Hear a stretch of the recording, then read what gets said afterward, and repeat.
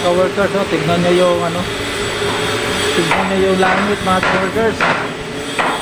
Makapal na masyado yung ano, ulap. Nangingitim na yung ulap mga ka-workers, oh. Nagbabadya na uulan na yung hapon na to.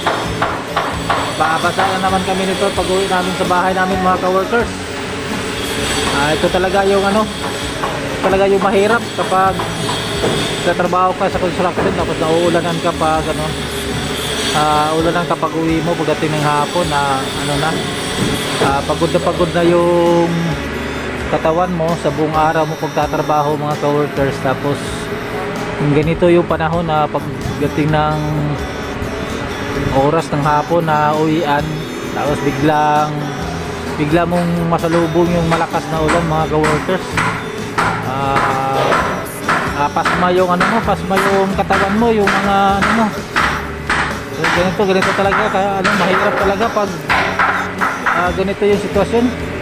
Kapag umuulan ng ano, umuulan yung pagdating ng hapon. Hindi na naman sana tagulan, pero may ano daw mga ka-workers, may bagyo raw.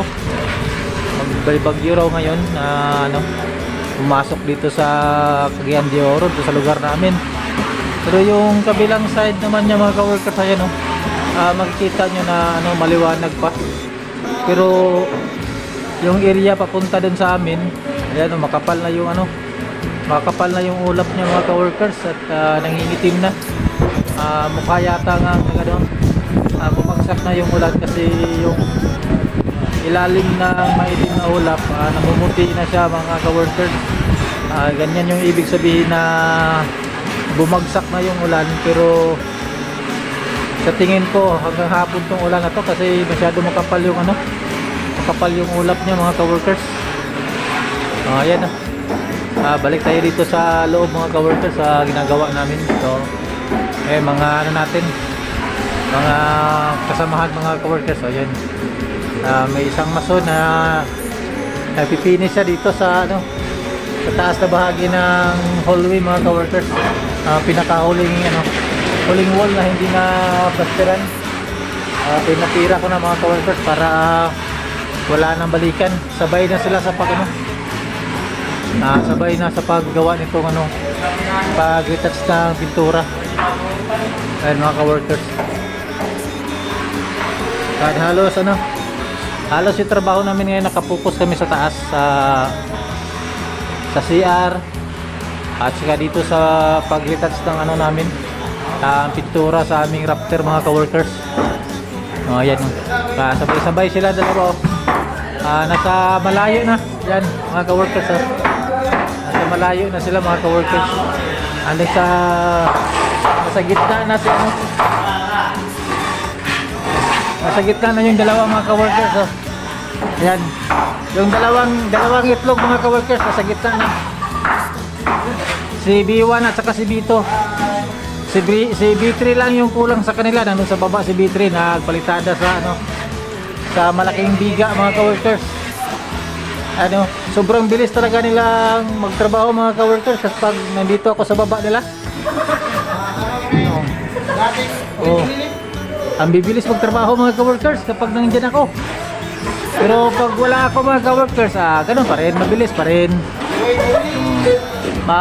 Mabilis magsalita yung mga bunganga nila mga ka-workers. Yan, biro lang yan mga ka-workers. Ito mga kasamahan ko, hindi mo na to kailangan pa pagsabihan. Marunong tong mga gumawa ng mga trabaho nila mga ka-workers. Alam na nila yung kanilang dapat gawin nila. Yan, kapit ka dito ha. Kapit lang. Ayan mga ka-workers, kaya ito yung ano, yung hire namin nga mason mga ka-workers. Ayan o, nagmula pa to sa ano, ex-abroad to siya mga ka-workers. Galing to ng Qatar man, Camiguin province mga ka-workers. Ayan, tignan nyo yung ano, tignan nyo yung ginawa niya oh. Isang mukha ng ano, ng CR dito sa taas mga ka-workers. Matatapos niya to. Yan. Siguro pagdating ng hapon mga ka-workers, itong kabila na to lilipatan niya na naman to mga ka-workers. So Tapos bukas hindi na din siya babalik. Kasi pinagod siya na pinagod ng mga libor mga coworkers. Yan. Oh, napakalaki yung tinira niya. So, tapos kinabukasan ito, hindi na siya babalik. Nandito na naman yung isa mga ka-workers, oh. Kung saan yung cellphone ko, nandun din siya. Yan. May plano. Yan.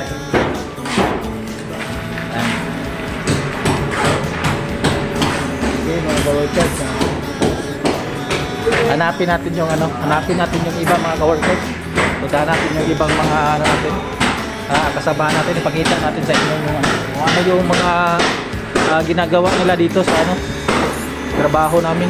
Yan. Ito, may naghahalo. Ito, nagagawa sila ng nagagawa nila ng patungan mga ka-workers para makita na maabot nila yung sa taas. Kasi napinis na yung bahagi dito sa baba na bahagi na finishing nila, na finish na. Naikot na to lahat mga ka-workers. Yung taas lang yung kulang na palikadahan nila. Oh, yan mga ka-workers, oh. Dito nga pala si punta natin si B3 mga ka-workers. Yan. Dito si B3 mga ka-workers, oh. Yan si B3. Kasi yung dalawang itlog nandun sa retouch sila ng pintura mga ka-workers. Yung isang itlog naman nandito, yung tinira niya yung malaking biga mga ka-workers. Ayan. Kabilaan na itong tinira niya mga ka-workers. Tapos na yung kabila, yung sa may bandang labas. Tapos yan na kanina. Ito na naman yung bandang loob yung titirahin niya mga ka-workers. Saka may isang ibon dito sa taas mga ka-workers, oh. Kaya pala parang may nalalaglag na tubig. May ipot pala yung ibon mga ka-workers. Ayan, oh, si Janjan Dadosos mga ka-workers. Ayan, nag-retouch siya sa pintura natin. Ayan, oh, niretouch niya yung rafter mga ka-workers para pag kabit natin ng kabit natin sa kanyang insulation foam, wala na tayong babalikan na kailangan pang i-retouch sa pintura kasi tapos nang ma-retouch. Ganito lang na yung pamamaraan namin mga ka-workers kung saan kung ano yung dapat gawin at saka kung ano yung naka-priority. Yun talaga ang ginagawa namin mga ka-workers. Sa bagay itong lalagay namin ng insulation foam at saka itong repaint namin mga ka-workers, matagal-tagal pa to siya matagal-tagal pa to malagyan ng insulation, pero pinaunahan ko na mga ka-workers na ma-repaint para wala na kaming problema. Baka biglang dumating yung insulator nya, baka pa kami mag-repaint, wala na. Masyadong pigado na sa oras mga ka-workers, kaya pina-repaint ko na sa kanila habang may pintura pa kami, habang may epoxy primer pa kami mga ka-workers. Kaya pina-repaint ko na sa kanila para paglagay ng insulator, wala nang problema. Tapos na lahat yung dapat gawin dito sa may bandang itaas. Ayun, itong area na lang to mga ka-workers ang kulang na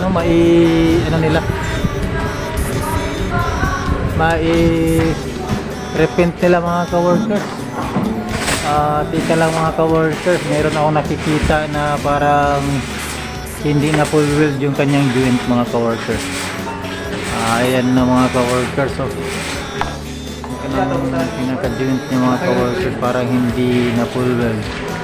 Toy, ay wala ba full weld toy, oh? Join, sinumpayan niya sa pad. Ay, hindi na full weld mga ka-workers, oh. Nasa pa naman. Ayun, na full weld yung tikas. Diyan din ang weld na dyan,